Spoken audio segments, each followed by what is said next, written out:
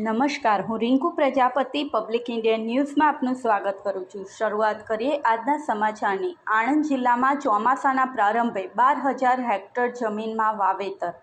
આણંદ જિલ્લામાં છેલ્લા 3 વર્ષમાં થયેલા વાવેતરની સરખામણીમાં જિલ્લામાં ધીમી ગતિએ વાવેતરનો પ્રારંભ થયો છે, જેમાં આણંદ જિલ્લામાં હજુ વાવેતર લાયક વરસાદ થયો નથી।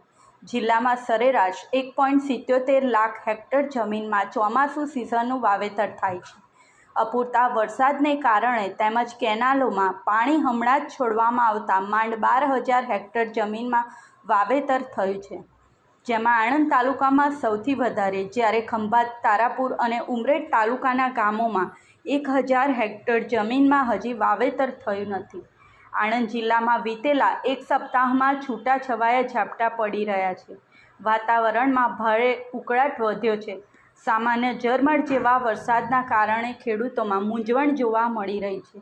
ખેતીવાડી શાખાના સૂત્રોના જણાવ્યા મુજબ જિલ્લામાં ડાંગરનું 2,166, બાજરી 97, મકાઈ 54, કપાસ 465, ઘાસચારો 4,838 ને શાકભાજીનું 4,355 હેક્ટર જમીનમાં વાવેતર થયું છે। 5 જુલાઈ સુધીમાં માંડ 12,000 હેક્ટર જમીનમાં ચોમાસું સિઝનની શરૂઆત કરવામાં આવી છે।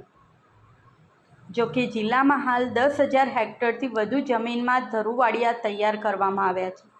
કેનાલોમાં પાણી ચાલુ થતાં એક પખવાડિયામાં ખાસ કરીને ડાંગરનું વાવેતર પૂરજોશમાં થવાની સંભાવના વ્યક્ત કરવામાં આવી છે। આ સાથે આજના સમાચારને અહીં સમાપ્ત કરીએ છીએ।